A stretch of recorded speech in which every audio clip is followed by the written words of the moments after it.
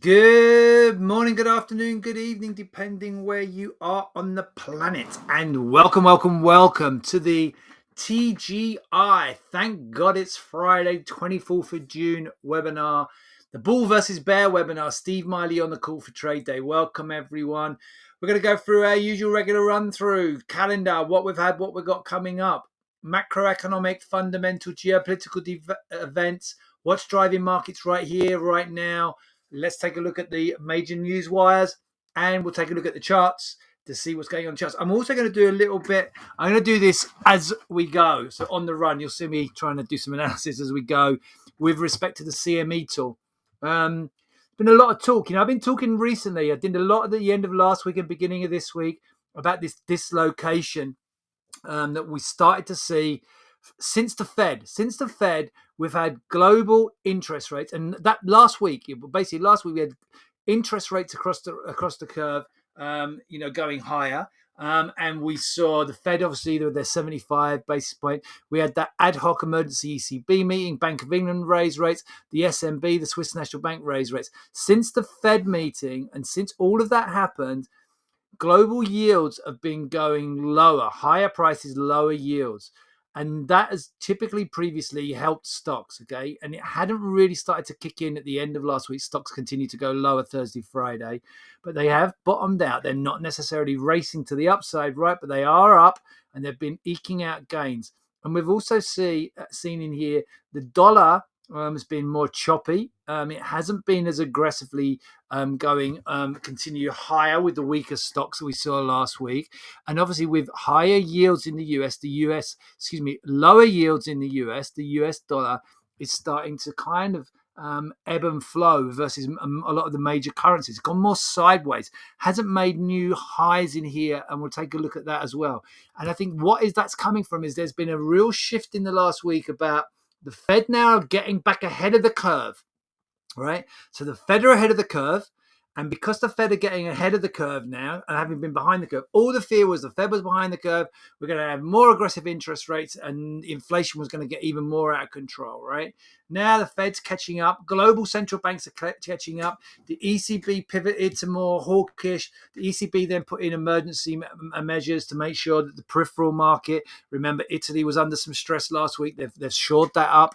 And so what we're seeing is central banks have been seen to react now in a more positive way. They're getting to where markets want them to be. Maybe not fully where markets want them to be, but getting closer to where markets want them to be. And I think the last 2 days with the testimony from Powell to Congress, I'm going to grab the headline here. So look, his words, right? His word, unconditional. Fed's inflation fight is unconditional. They're focusing fully on inflation. Okay, so they're committed to this, right?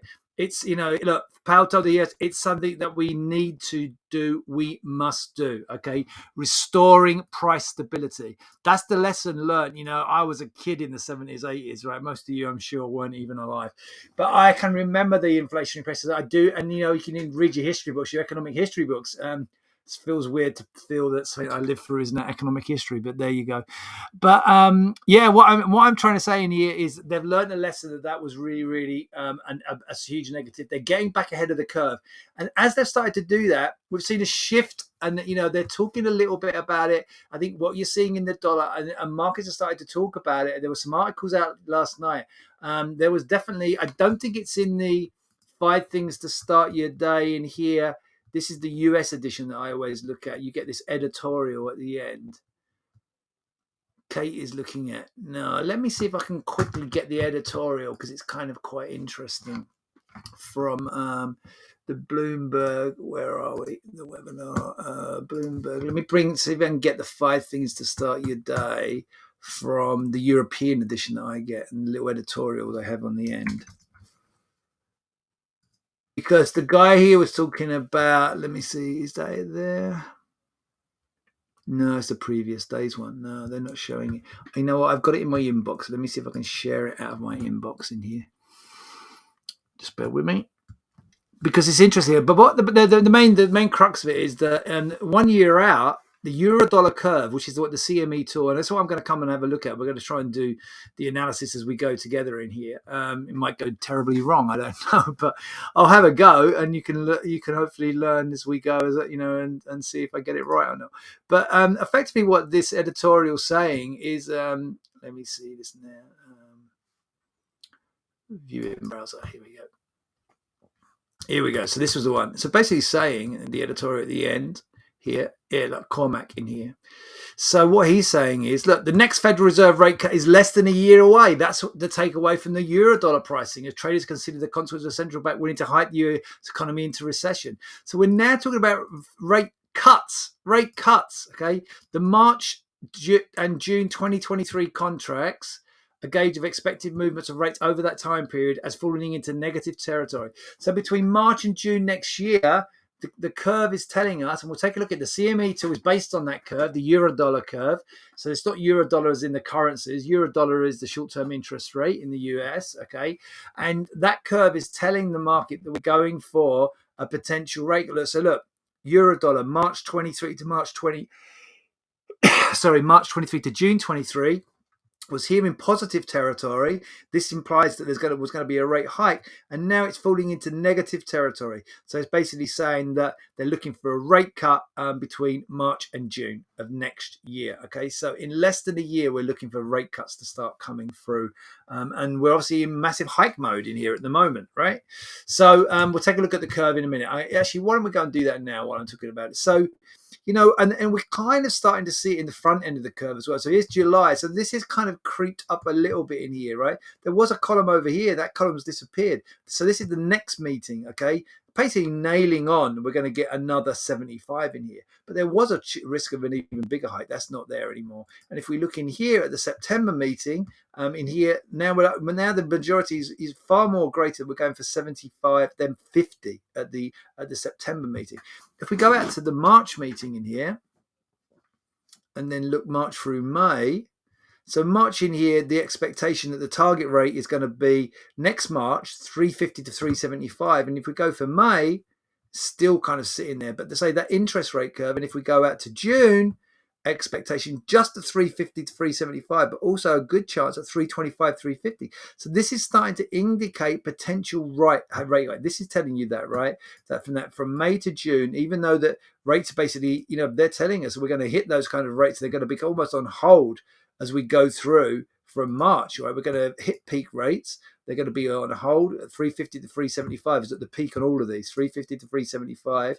But what we're seeing as we hit the June in here, we're looking for, this is a growing risk. And if we get out, that's the 14th of June. If we get out to the July meeting in here, now the highest one, 325 to 350. So certainly on this, by this time next year, somewhere through May, June, July, we're looking for the Fed to potentially start cutting interest rates, right? And I think that's kind of telling us that, and that's a shift. That's a definite shift. And what it's telling us is that the market is now starting to appreciate that the Fed has got ahead of the curve, and then they are now probably going to have to start cutting earlier because they're starting to get ahead of the curve. They're potentially going to have to start cutting rates earlier to avoid a hard landing being a recession, okay? There's still, a high risk of that hard landing.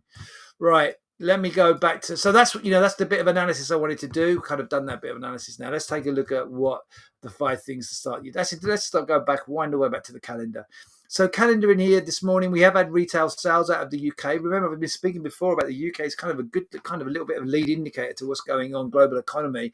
Kind of the inflation rate certainly is one of the highest in the developed countries of the major economies on the planet. And in the UK, inflation running very, very hot. And what we're seeing in here is retail sales in here still relatively strong, beating expectations in here. They were declined, but core retail sales and then the headline number, retail sales, the month-to-month data beating expectations, not declining, but not by as much as expected. And we've also had the German IFO survey in here, just missing expectations on the main headline data, okay, but only just missing expectations. So kind of mixed in there. What do we have going through into today?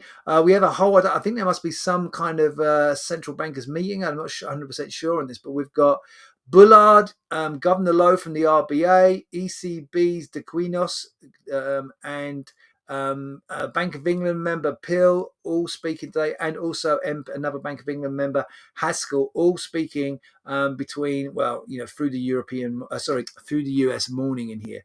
So watching out for those. Only Bullard from the Fed, and then we do get 10 o'clock data in here. 10 o'clock Eastern time, Michigan consumer expectations.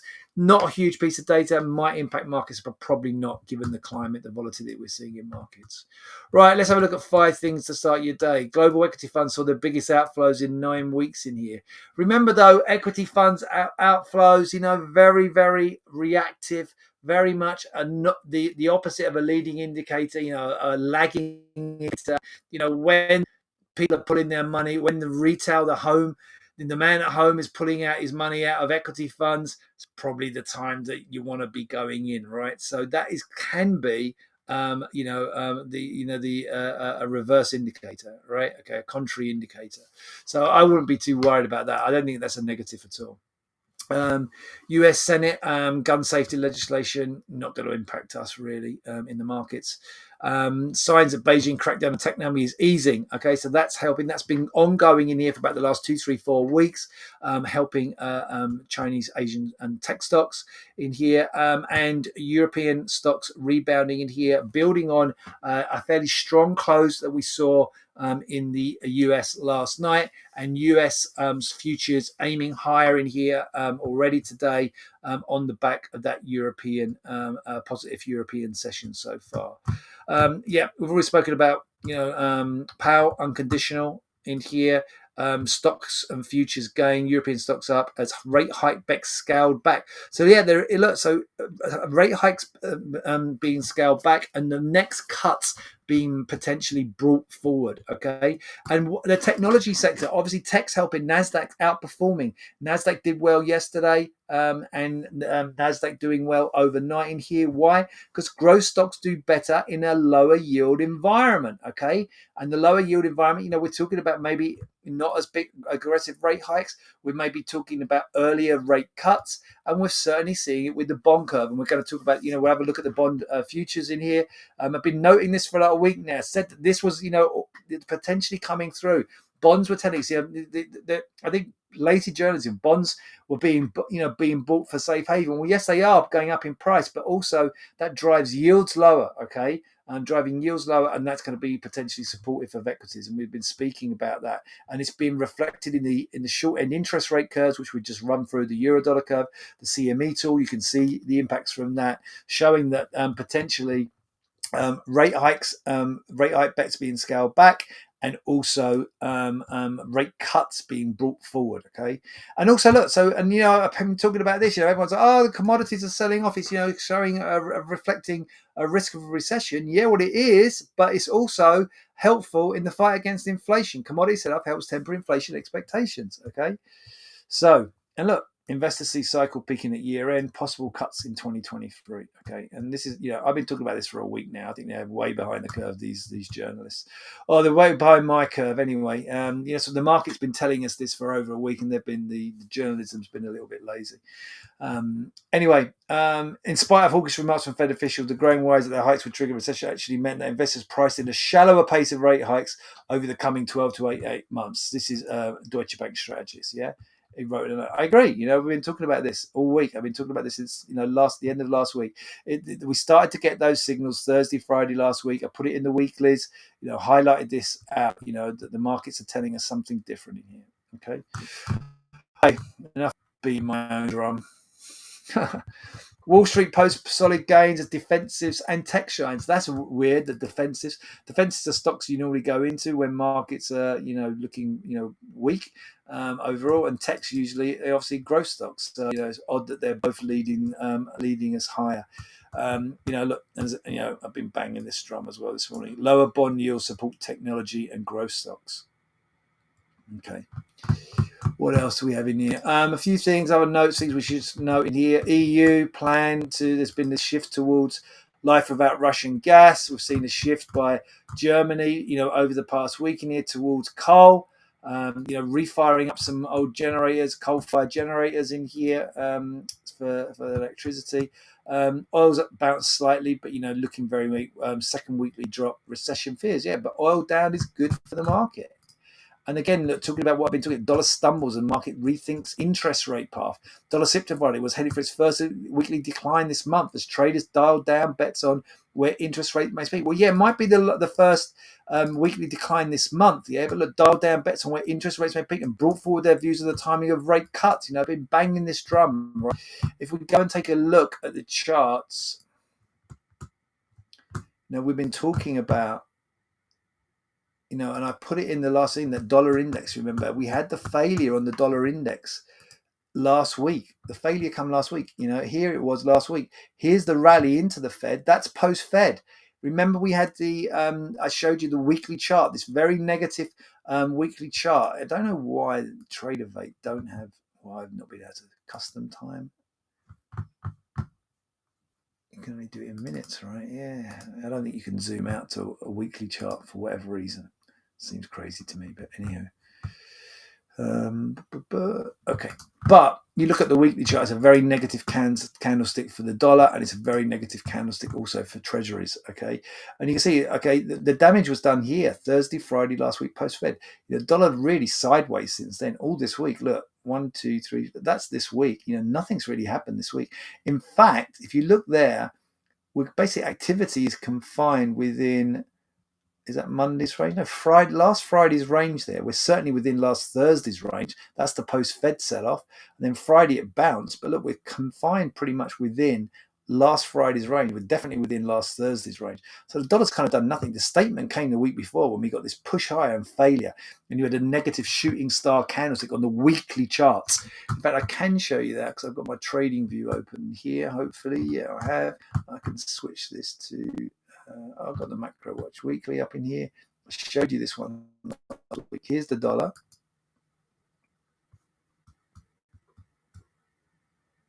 I'll change it. Sorry, just bear with me. I change it to a weekly chart. Here you go. Look, there's that shooting star. It's okay, we're down on the week, but nothing's happened really this week. The negative statement came from the dollar the week before, right? On this shooting star type pattern. And even more aggressive was on the yield chart.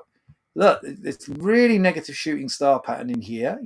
This is what I shared in the weekly last weekend. And look, boom, down lower again this week. In lowering yields, higher in price for bonds. Okay, these lower yields are helping. They're helping they're helping tech higher. Yeah, this is the correlation has been this move here. This 2002 move higher in yields has been accompanied by stocks getting beat up. There's the S&P, right? Bear market.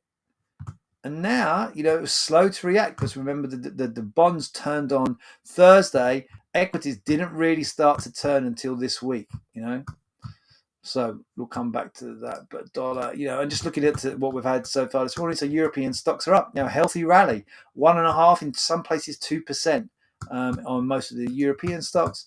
And then that's helped, and that was on the back of, helped by the late rally after the European markets are closed. Late rally in US stocks last night into the US closed, but then US extending higher as well this morning. Nasdaq's nearly up 1%, but we've got the core indices as well, the S&P and Dow in here up 2/3, 0.75%. So looking healthy going into today. Well, let's go back to those charts. So that's the dollar. Although sideways this week in here, that negative again going back in here, that negative shooting star pattern on the dollar index on the weekly chart from the prior week, pointing the dollar lower. And dollar weakness, dollar strength, this dollar strength we're seeing, this correlation, higher yields and a stronger dollar, weaker stocks. Okay, this is telling us from last week, potential turning point, as was the yield chart, right, from last week. Okay, the shooting star. Remember, this is a weekly chart, and we've seen the push lower in yields, higher in prices. Okay, and the S&P was slow to turn. We were still boom right on the lows last Friday, but has rebounded this week. If we go and take a look at our charts, going back to TraderVate and going back to the cancel. We go back to the Treasury chart in here. So there was that turnaround last week. There's the sell-off and rebound last week. This didn't happen this week. This was Thursday here. So there's Actually, where are we? No, there's the Fed. There's Wednesday, the big green Marabuzo candlestick on the daily. Then we get a dip and a rebound from the same lows. Look at these three lows all in a line. And then you get the consolidation Friday. And then this week pushing high. But you'd already had the turning point after the Fed. Stocks were slow to react to that. Okay. It was still in liquidation pressure, in liquidation mode. Go to the 15-minute. I think this is worth watching again. We are seeing going to get rid of all this old analysis. This is a 15-minute chart on the treasuries, the 10-year note. And we are back lower in here. So we've dipped back lower last night and dipping lower. This is not a massive concern, but if this can get going to the upside again, okay, it's kind of holding around support around here, this is the September 10-year note around 117.10, 117.09, maybe down to 117.06 over here, support. If it can hold here, if we can get a rebound going from here, upside price pressures, lower yield pressures are going to help the stocks today. So let's take a look further in here. We've got kind of key peaks here from the middle of June, 15th of June high there. That high is at 38.43. Through there secures a much stronger basing pattern in here for the S&P, and that can lead all the indices. Remember, the S&P is the benchmark. And if we go 15-minute in here, higher highs, higher lows, that we defended that trend line we drew yesterday, back higher, and there's that peak there. Up through there, we're already nudging at this slightly lower peak. So you've got a trigger point at 38, 33 and a quarter here. That's from the 16th. And we just managed to nudge that this morning or not? 34 and a quarter. Yeah, we nudged that. So we nudged it and sort of hesitant at it ahead of the cash market open. Back up through today's peak, 34 and a quarter. Will quickly open up, I think, that peak there, 43. Through 43 can open up another 10, 15 points at least to the upside, potentially another 30 points. We could easily add another percent on from here. Because remember, we're only up, on the S&P, we're only up 0.75% today. Can easily be a 2% update. There's another 1.25% in this today. That's adding in another 40, 50 points in here to the upside, potentially from here. I still think there's, good value to the upside today. Let's go take a look at the NASDAQ in here. Now, the NASDAQ is above the equivalent peaks, yeah? We weren't above there yesterday, okay, and the day before, but we've managed to get through it in pre-cash market trading, okay? So we have overcome that peak. That peak there was 11,794 and a quarter. So we've hit 11,800 handle, obviously. So there's not that much in here to the top side. If we go to the 15-minute chart now, I'd be looking, there's that peak. We've eclipsed it this morning. I'm powered for it. Look at the impulsive rally in here. I'm going to just zoom out a little bit onto the 30-minute, and then we'll take a look at where we can potentially get to. We'll look at the fib from this stuff in here. The sell-up we're seeing from the beginning of beginning of June. I'm going to put the fib on that. You've got the really strong base pattern there up through that peak, as I just say. Putting the 11,800 handle on. Why did that not work? Okay, let's have another go. So, look, that's really interesting, guys. Look, that peak was bang on I think we did this previously. It was bang on the 38.2% retracement as well. So it took out the 38.2 as it took out that peak. That's a really bold, positive statement, particularly in pre-market hours. Tech could fly today, is my takeaway from this, right? And if you go, look, since we've broken above the last, we're on the 30-minute chart now, the last 1, 2, 3, 4, 5, 6, 7, guys, it was overnight, right? It was in the Asian session, really. Yeah, it broke higher through the Asian session. It's gone sideways in the European session.